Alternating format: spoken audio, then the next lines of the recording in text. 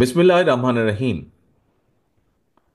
শ্রী শ্রী জন্মাষ্টমী উদযাপন পরিষদ বাংলাদেশের দ্বিবার্ষিক সম্মেলন উপলক্ষে আয়োজিত আজকের এই অনুষ্ঠানের সম্মানিত সভাপতি জনাব প্রদীপ চক্রবর্তী, অনুষ্ঠানের মঞ্চে উপস্থিত বাংলাদেশ জাতীয়তাবাদী দল বিএনপির সম্মানিত স্থায়ী কমিটির সদস্য জনাব আমির খসরু, উপস্থিত চট্টগ্রাম মহানগরের মেয়র ডক্টর শাহাদাত, উপস্থিত আমাদের বাংলাদেশ জাতীয়তাবাদী দলের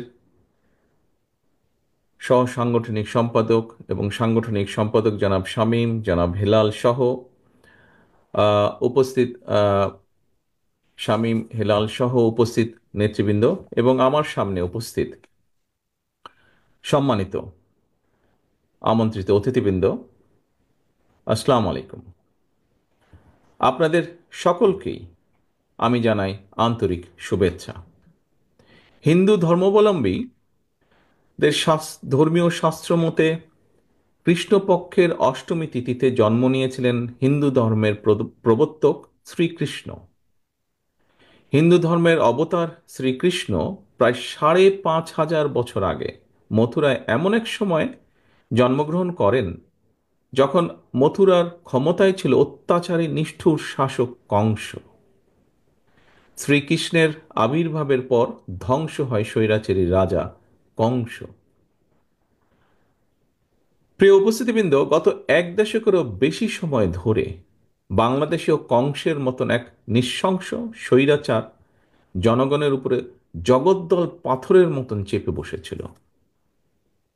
দল মত ধর্ম বর্ণ নির্বিশেষে গণতান্ত্রিকামী বীর জনতার গণ অভ্যুত্থানে গত বছরের 5ই আগস্ট বাংলাদেশ ছেড়ে পালায় সেই কংসরূপী এক নৃশংস গণহত্যাকারী স্বৈরাচার। প্রিয় উপস্থিতিবৃন্দ, স্বৈরাচার পালালেও গণতন্ত্র কিন্তু এখনো সংখ্যামুক্ত নয়। অন্তর্বর্তীকালীন সরকারকে ব্যর্থ করে দেওয়ার ষড়যন্ত্র কিন্তু ক্রমাগত অব্যাহত রয়েছে। পলাতক স্বৈরাচারের যে দোসর, এরা নানা কৌশলে পুনরায় কিন্তু মাথা চাড়া দিয়ে ওঠার অপচেষ্টায় প্রতিনিয়ত লিপ্ত। জনগণের প্রত্যক্ষ ভোটে নির্বাচিত জনপ্রতিনিধিদের দ্বারা জনগণের প্রতি দায়বদ্ধ সংসদ এবং সরকার যতক্ষণ না গঠিত হবে ততক্ষণ পর্যন্ত কিন্তু গণতন্ত্র ঝুঁকি মুক্ত নয়। সনাতন ধর্মের প্রিয় ভাই ও বোনেরা, চট্টগ্রামের জে এম সেন হল প্রাঙ্গণে আজকের এই দ্বিবার্ষিক সম্মেলনে জন্মাষ্টমী উদযাপন পরিষদের সাবেক এবং বর্তমান নেতৃবৃন্দ ছাড়াও এখানে উপস্থিত রয়েছেন বিভিন্ন মঠ মন্দিরের সাধু সন্ন্যাসী মহারাজ এবং সনাতন ধর্মের অনুরাগীগণ। এই অনুষ্ঠানে আপনারা আমাকে যে আমন্ত্রণপত্র দিয়েছেন সেখানে 15 লাইনের যে আমন্ত্রণপত্র, এই আমন্ত্রণপত্রে আপনাদের উল্লিখিত দুটো লাইন আমি আপনাদের মাধ্যমে বাংলাদেশের সনাতন ধর্মের অনুসারীদের উদ্দেশ্যে কয়েকটি কথা বলতে চাই। যদিও সেই কথার কিছুটা প্রতিধ্বনি জনাব আমির খসরু সাহেব ওনার বক্তব্যেও বলেছেন, আমি তারপরে উল্লেখ করতে চাই। সেই চিঠিতে আমন্ত্রণপত্রে লেখা আছে, গত 17 বছর সংগঠনটিকে রাজনৈতিকভাবে ব্যবহার করা হয়েছে। সাধারণ সনাতনীরা সেটি এখন বুঝতে পেরেছেন এবং নতুনভাবে এই সংগঠনকে পুনর্গঠন করার সিদ্ধান্ত নিয়েছেন। এই দুটি লাইনকে কেন্দ্র করেই আমি কথাগুলো বলতে চাই, যার প্রতিধ্বনি অবশ্য এর ভিতরেই আমির খসরু সাহেব ওনার বক্তব্যে বলেছেন আংশিকভাবে। গত 17 বছর আপনাদেরকে রাজনৈতিকভাবে ব্যবহার করা হয়েছে। সত্যিকার অর্থেই এই গভীর সত্যটি যদি আপনারা অর্থাৎ সনাতনী ধর্মের অনুসারীগণ বুঝতে পেরে থাকেন, অবশ্যই এটি আপনাদের জন্য একটি গুরুত্বপূর্ণ উপলব্ধি। প্রিয় ভাই ও বোনেরা, একটি সম্প্রীতি সমৃদ্ধি এবং মানবিক বাংলাদেশ গড়ে তোলার পথে আপনাদের এই উপলব্ধি আগামী দিনে আমাদের সকলের জন্য অত্যন্ত সহায়ক ভূমিকা রাখবে। আমাদের জেনে রাখা, সকলেরই আমাদের জেনে রাখা প্রয়োজন, রাষ্ট্র এবং সমাজে নিরাপদ বসবাস নিশ্চিত করতে কোনো দলীয় পরিচয় আবদ্ধ থাকা কারো জন্যই জরুরি নয়। কে সংখ্যাগুরু, কে সংখ্যালঘু, জনগোষ্ঠীর সদস্য, শুধুমাত্র এই পরিচয় রাষ্ট্র এবং সমাজে একজন নাগরিকের নিরাপত্তা নিশ্চিতের গ্যারান্টি কিন্তু হতে পারে না। পলাতক যে স্বৈরাচারের বর্বর শাসনামল ছিল, সেই শাসনামলে মাসের পর মাস, বছরের পর বছর যাদেরকে আয়নাঘরের নির্জন অন্ধকারে প্রতিদিন প্রতিনিয়ত মৃত্যু আতঙ্কে কাটাতে হয়েছে, তাদের সবাই কিন্তু কথিত সংখ্যাগুরু জনগোষ্ঠীর সদস্য। কিন্তু তাদের এই পরিচয়, তাদের সম্মান এবং নিরাপত্তা কিন্তু নিশ্চিত করতে পারেনি। তাদের এই পরিচয় একটি রাষ্ট্র এবং সমাজে গণতন্ত্র, ন্যায় বিচার এবং আইনের শাসন রয়েছে কিনা, সেটি সবচাইতে গুরুত্বপূর্ণ।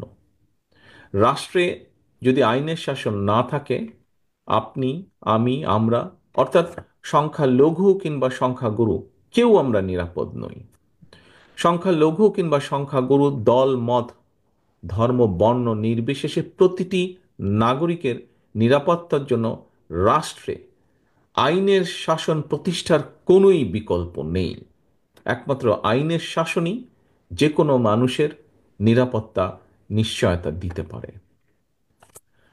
প্রিয় সনাতনী সম্প্রদায়ের ভাই ও বোনেরা, বিতাড়িত পলাতক স্বৈরাচারের সময় গত দেড় দশকে দেশের সংখ্যালঘু সম্প্রদায় কিংবা তাদের ধর্মীয় স্থাপনা অথবা বসত বাড়িতে হামলার ঘটনাগুলো যদি আমরা পর্যালোচনা করি, তাহলে দেখব হাতে গোনা দু একটি ঘটনা ছাড়া বাংলাদেশের সংখ্যালঘু কেন্দ্রিক অধিকাংশ হামলার ঘটনা কিন্তু কোনো ধর্মীয় কারণে হয়নি। প্রত্যেকটা ঘটনা নিবিড়ভাবে তদন্ত করলে স্পষ্ট হয়ে যাবে। এখানে আমাদের পুলিশ বাহিনীর একজন সদস্য আছেন, জনাব মাহফুজ, ওনাদের কাছে এই ইনফরমেশনগুলো অবশ্যই আছে। আমরা যদি অধিকাংশ ঘটনাগুলো নেপথ্যে যে দেখি, আমরা ঘটনাগুলো যাচাই বাছাই করে দেখি, তাহলে আমরা দেখব এই ঘটনাগুলো নেপথ্যে ছিল অবৈধ লোভ লাভের জন্য দুর্বলের উপরে সবলের হামলা কিংবা অসৎ রাজনৈতিক উদ্দেশ্য।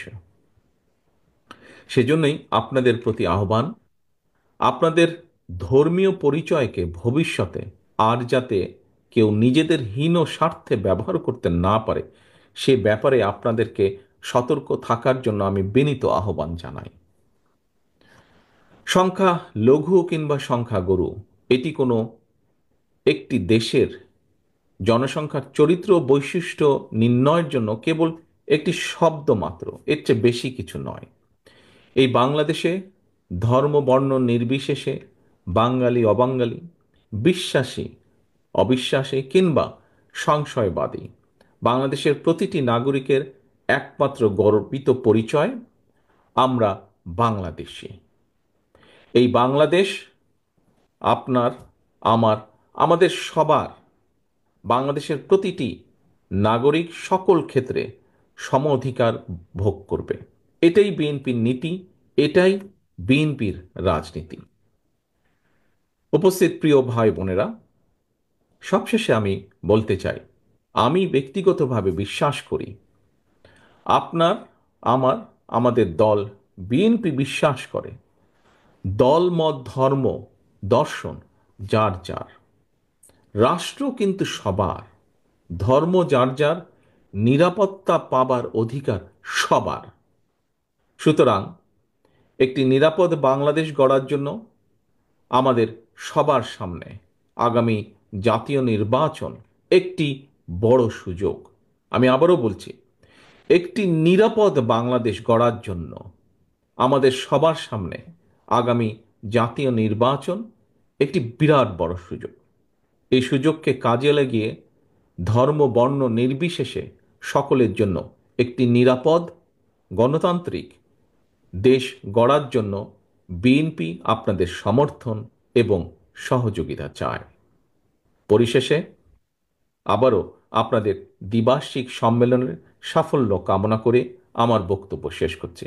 আপনাদের সকলকে আন্তরিক ধন্যবাদ। আল্লাহ হাফেজ। বাংলাদেশ জিন্দাবাদ। বাংলাদেশ জাতীয়তাবাদী দল জিন্দাবাদ।